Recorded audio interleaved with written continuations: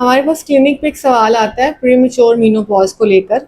ये क्यों होता है कि ख़वातीन में जल्दी माहवारी का बंद होना, ये किस वजह से हो सकता है? सच बात यह है कि ये केसेस बहुत रेयर हैं, बहुत कम हैं, ज़्यादा केसेस हैं नहीं इसके। तो इसकी क्लिनिकल प्रैक्टिस या इसका क्लिनिकल एक्सपीरियंस बहुत जल्दी अकोमोडेट नहीं कर सकते हम। हमें वक्त लगता है इसको ज़ाती तजर्बे में लाने के लिए। लेकिन अगर बात करूँ मैं इसके फैक्टर्स की कि क्या रीज़न्स हैं, और तो फिर कुछ तो किसी हद तक तो ये फैमिली हिस्ट्री लाजमी देख लेनी चाहिए। अगर फैमिली में कहीं ये मौजूद है तो फिर हो सकता है कि आपके साथ भी ये हो।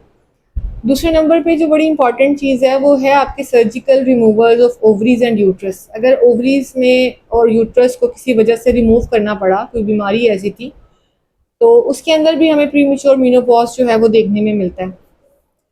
एज वेल एज हमारे पास ऐसे केसेस जहाँ पे कैंसर के ट्रीटमेंट चल रहे होते हैं और उसमें कोई रेडिएशंस की जाती हैं, थेरेपीज़ की जाती हैं जो कि कीमोथेरेपी होती हैं, तो उनके अंदर भी देखने में आया है कि अर्ली मेनोपॉज जो है स्टार्ट हो जाता है, यानी कि प्रीमेच्योर मेनोपॉज हो जाता है। इसके अलावा एक रेयर कंडीशन है मम्स, जिन्हें हम कनपेड़े बोलते हैं। बचपन में बच्चों को और बच्चियों दोनों को हो जाते हैं।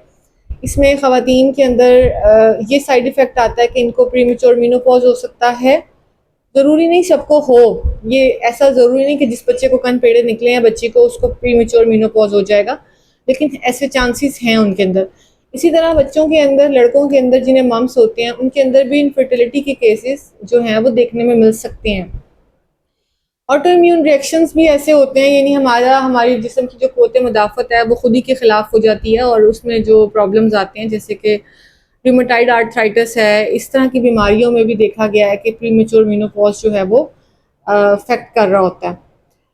इसका सिंपल तरीका ये है कि अगर आप इस मसले से दो चार हैं तो आप कोई भी घरेलू टोटका करने के बजाय आप अपने डॉक्टर के पास चले जाएं। वो आपके कुछ टेस्ट लेंगे, कुछ इन्वेस्टिगेशन करेंगे प्रॉपर तरीके से, और देखेंगे कि आया ये is this just a menopause और ये कोई डिजीज़ है, क्योंकि समटाइम ये मेनोरिया किसी और वजह से भी हो सकता है, यानी माहवारी का ना आना किसी और वजह से भी हो सकता है। और मेनोपॉज के लिए, जो प्रीमेच्योर मेनोपॉज के लिए हम एज कंसिडर करते हैं, वो बिफोर 40 करते हैं।